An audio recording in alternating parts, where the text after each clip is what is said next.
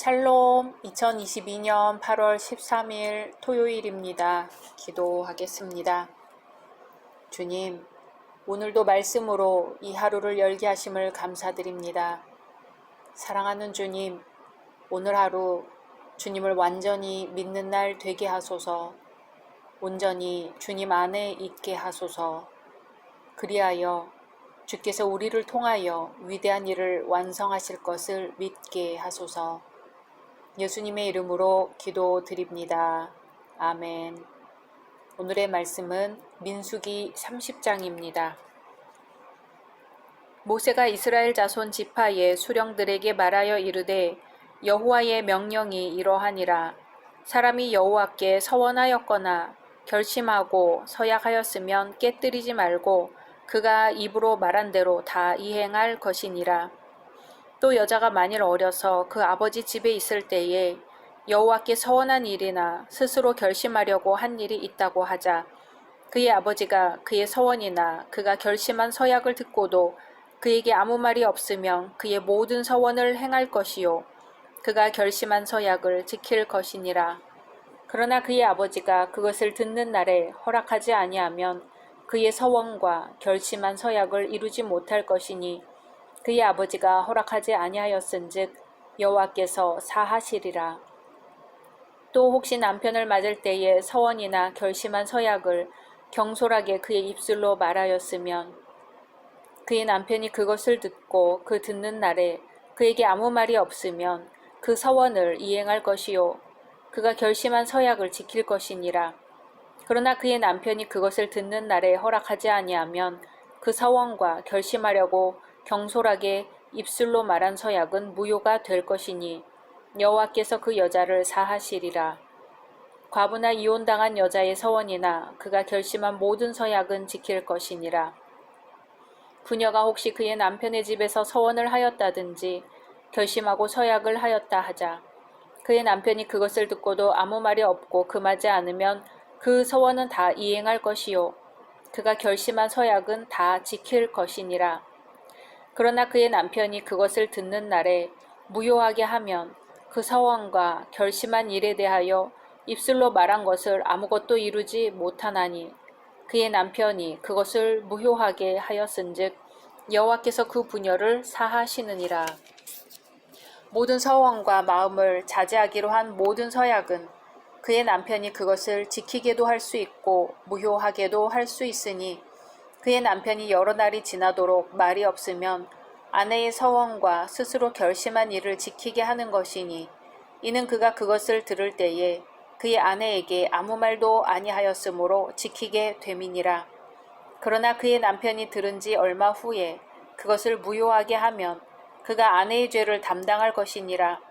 이는 여호와께서 모세에게 명령하신 규례니 남편이 아내에게 아버지가 자기 집에 있는 어린 딸에 대한 것이니라. 아멘. 맹세하다는 의미를 가진 서원은 구약시대에 두 가지 목적으로 행해졌습니다. 첫째는 자신의 육체적 욕망을 절제함으로써 하나님께 영광을 돌리는 데 그 목적이 있었습니다. 둘째는 소망하는 바, 어떤 목표를 성취하는 데 그 목적이 있었습니다. 예를 들면 야곱은 하란 도피 생활의 안전을 기원하며 베델을 하나님의 전으로 삼겠다는 서원을 하였습니다. 또한 사무엘의 어머니 한나는 자녀 출산을 기원하며 그 자녀를 하나님께 드리기로 서원하기도 하였습니다. 이러한 서원은 의무 규정이 아니었기에 반드시 서원을 해야 한다는 규칙은 없었습니다.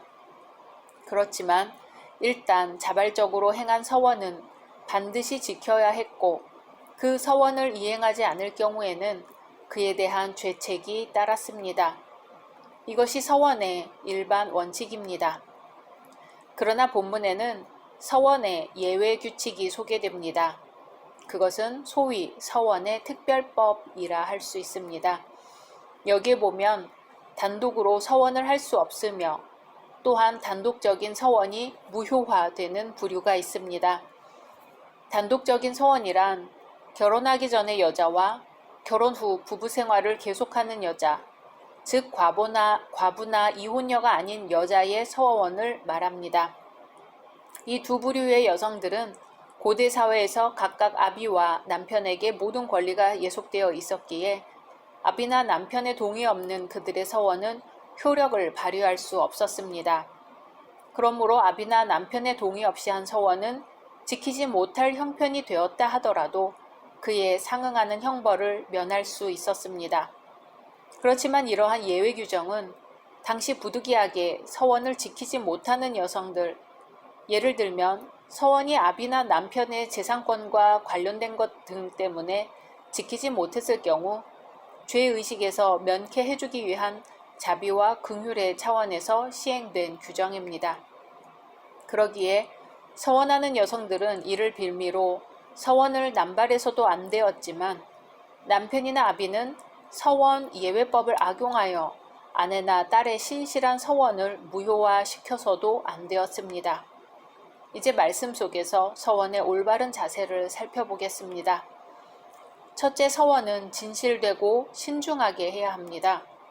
먼저 서원의 일반 원칙에 대해 살펴보겠습니다. 성경은 하나님께 한 서원은 그것이 아무리 작고 보잘것없는 것이라 하더라도 반드시 지켜야 한다고 가르치고 있습니다. 2절에 사람이 여호와께 서원하였거나 결심하고 서약하였거든 깨뜨리지 말고 그가 입으로 말한 대로 다 이행할 것이니라. 아멘. 그렇다면 서원을 지키기 위해서는 어떤 마음 자세로 행해야 할까요? 그것은 서원을 지키기 위해서는 어떤 열심과 노력이 필요한지를 인식하면 알게 됩니다.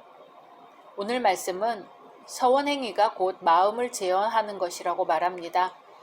여기서 마음을 제어한다는 것은 곧 영혼을 맹세에 얽어맨다는 의미죠. 서원을 이루기 위해서는 바로 이러한 영혼의 처절한 몸부림이 요구되는 것입니다. 서원하려는 자는 바로 이러한 사실을 주지해야만 합니다. 그러기에 서원은 진실되고 신중하게 해야 합니다. 또한 그러하기에 서원은 일시적 기분이나 감정, 영웅적인 우월감으로 행해져서는 결코 안 됩니다.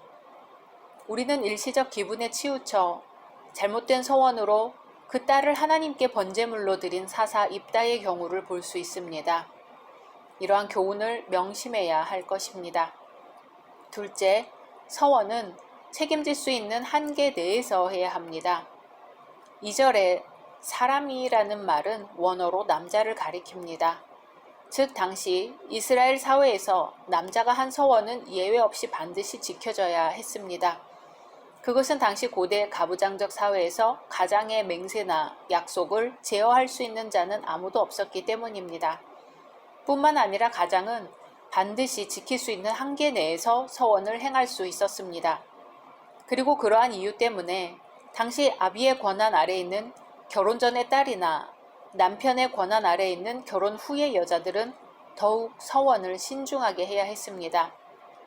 그렇다면 하나님께서는 왜 딸이나 아내의 서원보다는 아비나 남편의 권한을 더 우위에 두셨을까요? 그것은 고대 사회에서 사회적 권리나 경제적 자립을 이루지 못한 여자들이 서원을 이루기 위해서는 아비나 남편의 도움이 필요하였기 때문입니다. 즉 여자 단독의 힘으로는 서원을 이룰 수 없었기 때문입니다. 그러기에 아비나 남편의 동의 없는 서원은 그 자체가 아름다운 신앙 행위인 것만은 틀림없지만 그것이 책임의 한계를 넘게 되면 오히려 가정 불화와 다른 가족 구성원을 실족해 하는 수단이 될 수 있었습니다. 이러한 서원은 무익한 것입니다. 왜냐하면 가정 역시 하나님께서 주신 귀한 선물이며 가장의 권위 역시 하나님께서 세우신 것이기 때문입니다. 이러한 한계를 분명히 인식할 때 서원하는 우리의 자세는 더욱 신중하고 조심스러워질 것입니다. 셋째, 사욕 때문에 서원을 회방하지 말아야 합니다. 위에서 언급된 성경 말씀을 살펴보면 우리는 한 가지 의문이 들게 됩니다. 사회적으로나 경제적으로 권한이 미미한 여성들은 하나님 앞에서 아비나 남편의 동의 없이 자신의 의지대로 서원할 수 없느냐 하는 것입니다. 하나님께서는 이에 대해 남편과 아비들에게도 분명한 한 가지 사실을 경고하고 계십니다. 즉, 아비나 남편이 딸이나 아내의 서원 사실을 듣고 침묵으로 동의한 뒤 이를 변경하여 취소하거나 아니면 애당초 이를 터무니없이 거부하는 것은 죄를 범하는 일이라 하셨습니다.